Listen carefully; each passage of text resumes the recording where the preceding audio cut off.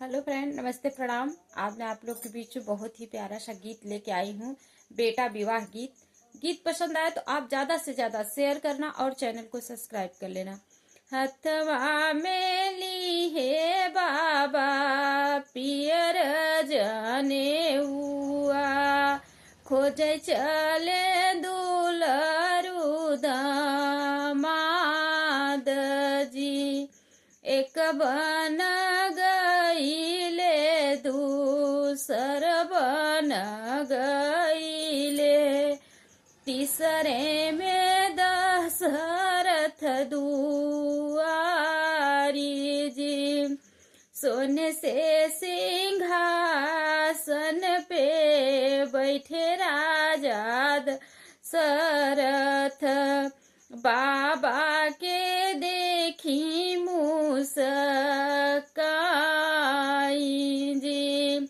सोने के सिंहासन पे बैठे राजा दशरथ, बाबा के देखी मुस्काई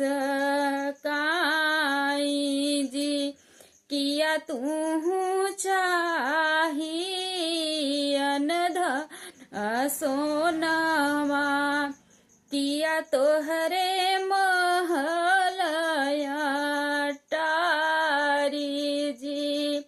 किया तो है चाहे अनधन सोनावा, किया तो है महलया टारी जी।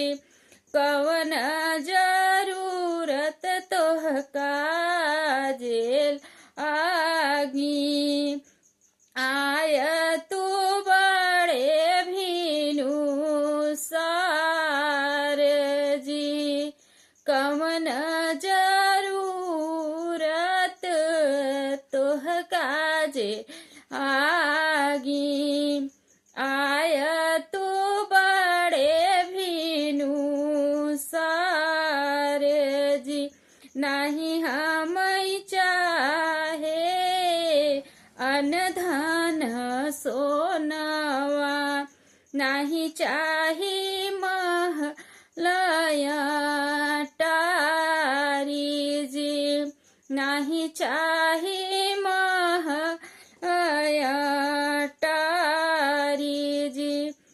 सीता के जोगे हम बर खोजनी सरे, आए हैं बड़े भीनु सार जी। आए हैं बड़े भीनु सार जी। तोहरे घरे बाटे राम दुलेरुआ, मोरे घर सीता कुंवारी जी। मोरे घर सीता कुंवारी जी। काऊ तू देव दान दहे जवा हो, काऊ दई के करब कन्यादान जी। काऊ दई के करब कन्यादान जी। न हमरे नहीं राजा दान दक्षिणा, हमरे नी नहीं बाटई अन दक्षिणा राजा। हमरे है सीता कुंवारी जी। हमरे वही सीता दान हे जवा हो, बेटी दई के करबई कन्यादान जी। हथवा में हे बाबा पियर जने हुआ, खोजे चले दूल्हा धन्यवाद जी।